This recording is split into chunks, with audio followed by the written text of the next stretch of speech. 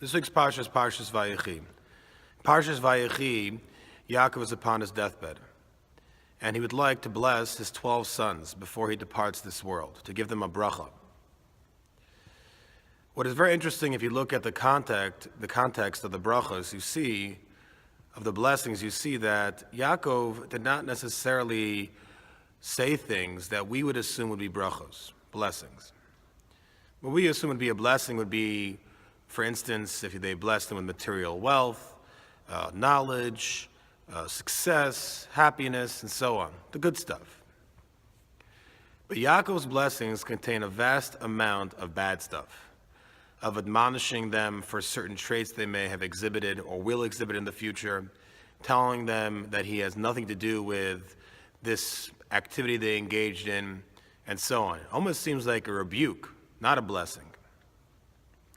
So how are we supposed to understand that this was a blessing? Yaakov intended these brachos as blessings, but he seems to take a fair amount of time admonishing them and telling them that they should cease doing certain things, which seems more like a rebuke.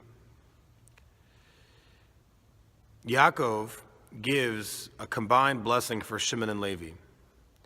In the blessing of Shimon and Levi, he curses their brazenness.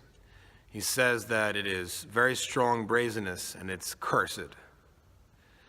The Ibn Ezra, a very early commentator on the parsha, says that Yaakov was not cursing the Shimon and Levi themselves. He wasn't cursing their person. He was cursing their brazenness, their absolute brazenness.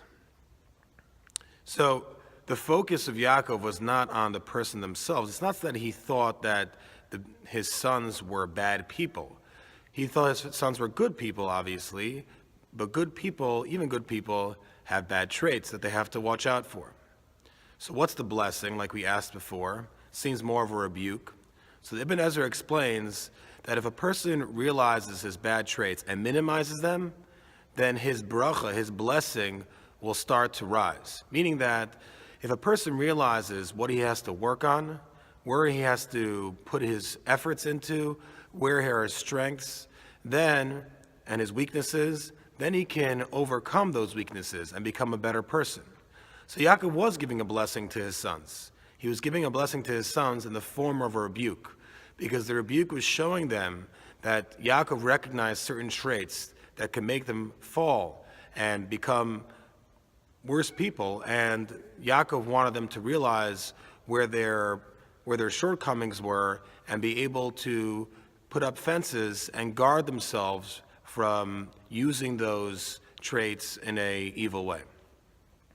And that is why Yaakov's blessings are blessings and not rebuke, because a rebuke, in a way, is a blessing. This is really a lesson for everybody, that when we get rebuked for certain things from our friends or from anybody, it's not that, well, hopefully it's not that the person who's rebuking you is saying that you're a bad person. They're saying, why don't you recognize this thing that you seem to have slipped up on and try to work on it in the future? Beware of it and know that you have this issue. It's very interesting, before the Yaakov gives the blessings, Rashi says that Yaakov wished to reveal to his sons the end of the exile. He wished to show his sons when Mashiach, when the Messiah will come, and when everything will be back where it should be. The question is, what exactly did Yaakov seek to accomplish with this? Why was he trying to reveal to his sons the end of the exile as we know it?